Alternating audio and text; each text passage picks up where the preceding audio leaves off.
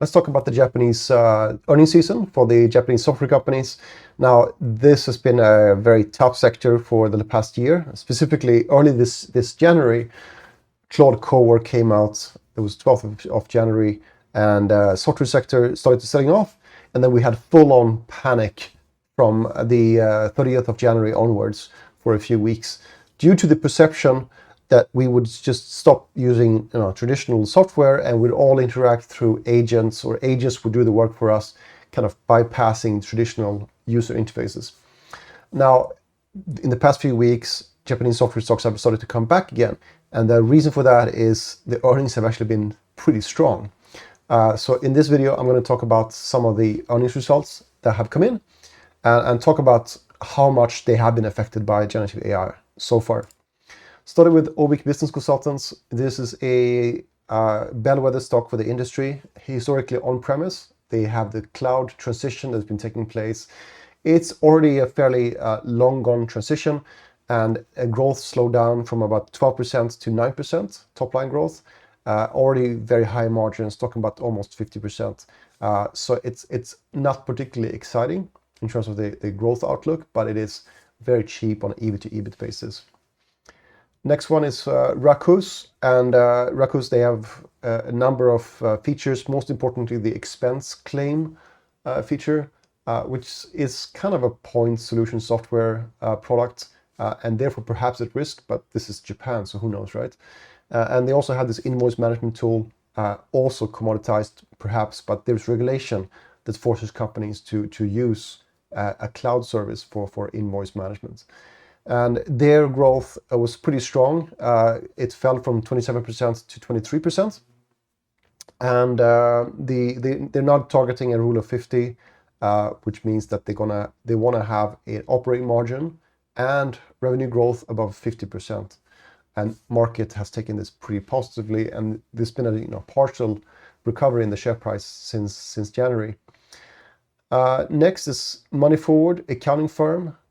Has also seen a significant rebound in its stock price, and the reason is not multiple fold, but primarily the like-for-like growth in top line revenue was 41%, which is an amazing number, and this is partly driven by the price increases last year that they had for their key accounting software, but the number of corporate paying users also went up 21%. So they are killing it. They're doing extremely well. The market also liked the fact that they have this new feature that's going to come out in July, which they called Claude, I think it's called Money Forward Claude Agent, something like that, or Cowork Agent, helping you to use Claude to navigate through the user interface of Money Forward. So continuing to do extremely well. Surprisingly so, perhaps, but they have this modular approach to software, and customers that are able to add modules as they wish, and that's been very popular. It helps them to cross-sell the software and so on, which is probably helping with growth.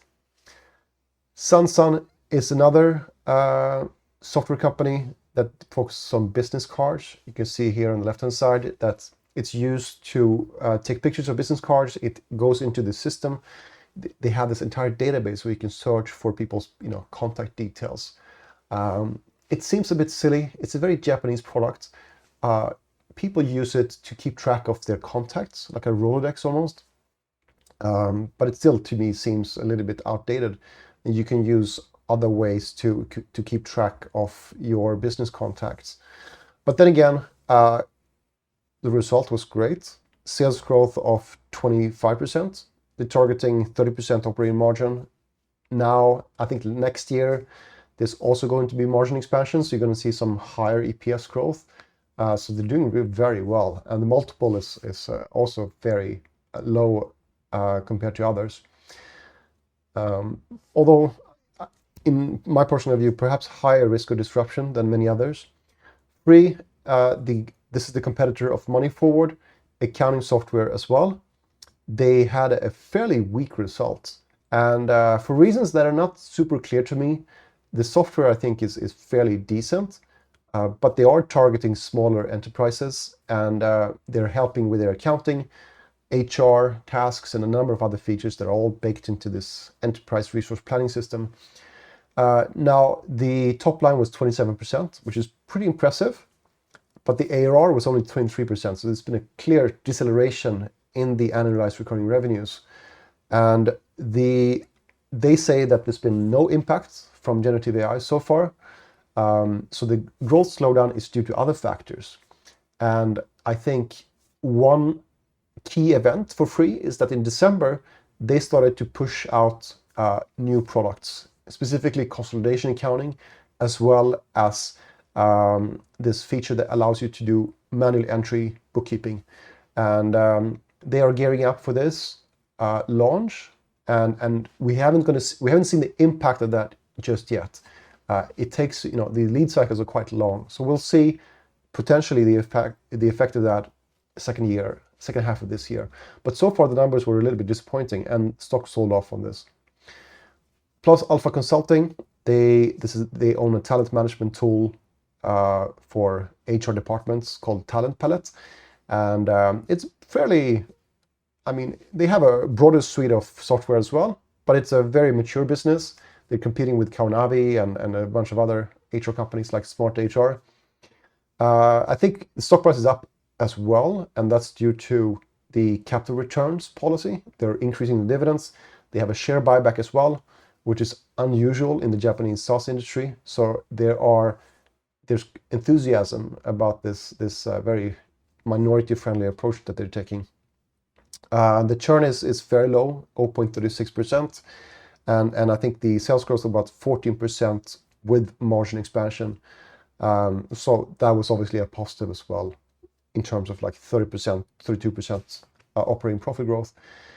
Broadleaf, another beat, and stock price shot up as well despite this, cloud risk.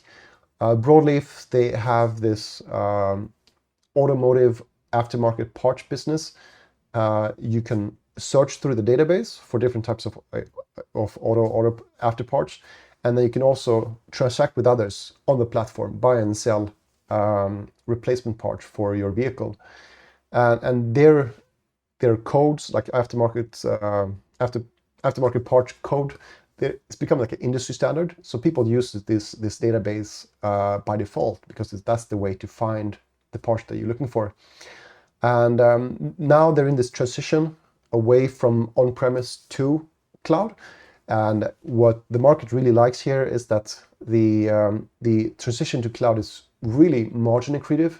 It seems to me that the profits are going to increase, like the margins are going to increase in the process. They're targeting 41% longer-term operating profit margin, and I think they're on track to reach this kind of longer-term goal. So this is a very, they're on track to meet their targets. Now, payments company Smartreggy, this is a business that's they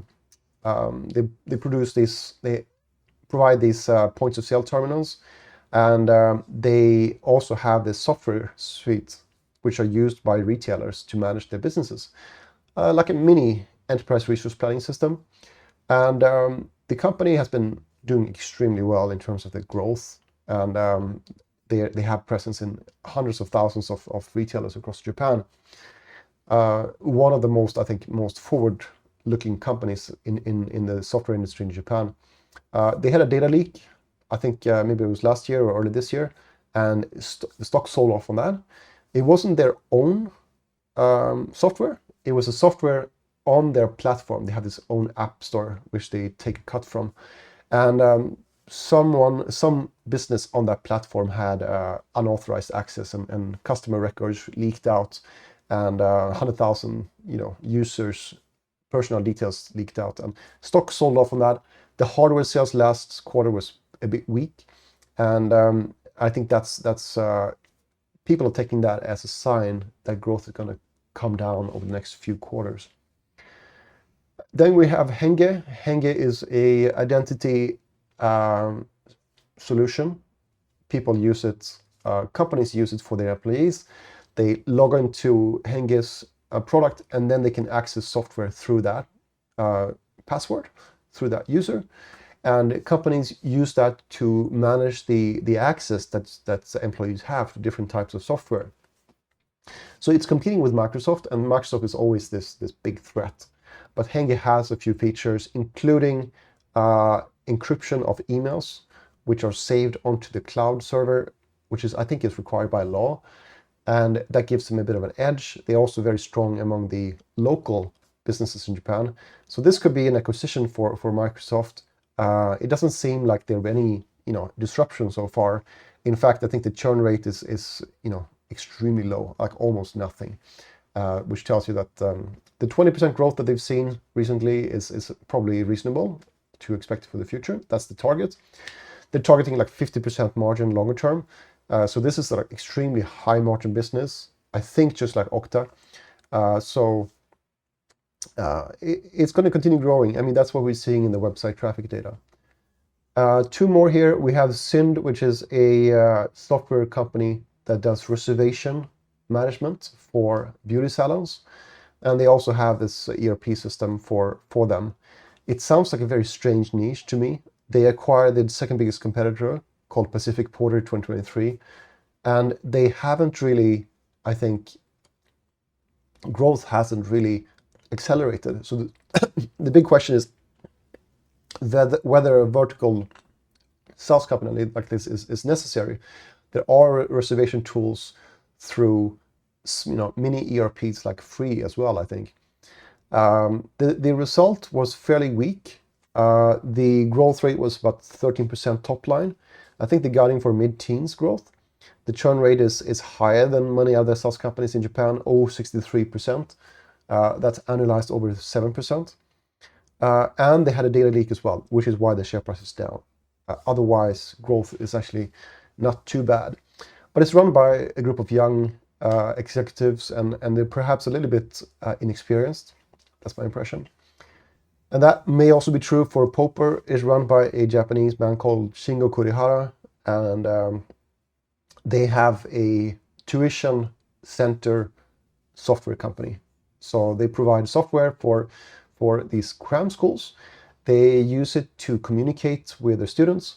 Students can sign up for classes. They will get they will get reports. There's attendance management through the app. And I think it's pretty slick, pretty good software. Now, the top line growth was very weak, plus 1%, and the ARR grew about 9%. The reason for this weak result was that the customized software has been discontinued, and they had a number of big projects last year. They also had a very slow new customer uptake. They were targeting non-cram schools, which apparently have weaker ARPUs. So they're in this transition phase. They're talking about next quarter, they're going to have a slightly higher number of new customers, including cram schools customers. So they have a decent customer base, but I think, actually, I don't even know how many customers they have, but it is certainly an interesting business, especially given the market cap and the enterprise value, maybe in the low teens US dollars, millions. So looking at all this, so what are we looking at here? Well, it is a SaaS industry that continues to grow. I went through all of the reports, and nobody said that they've actually been affected by generative AI tools like Claude Cowork, or in any way or shape or form affected negatively in terms of churn or revenue growth. The issues are different. The issues have been more about data leaks or competition from, let's say, larger companies like Microsoft. That tends to be the issue. Now, if you look at the EV to sales multiples, most of them are between the 2 to 3 times ratio. And the margin guidance, as you can see here, is almost all about 30% longer term. So this is interesting. Business model adjusted margins, EV to EBIT, is now about below 10 times for many of them, despite the growth. So that's quite remarkable. I think in a global perspective, that's highly unusual. The only question is, to what extent will they be affected by agents, running tasks for us? I would make a point here that Japan software industry is special. To a large extent, companies are still using pen and paper and Excel to manage their businesses. So they are so far behind. They haven't even done the transition to, cloud revenues, to cloud services. So I would be very cautious in assuming that cloud is somehow going to take over, cloud software or even on-premise software. I mean, it's just so far into the future that I think it's too early to tell. But thanks for listening. I'll speak to you next time.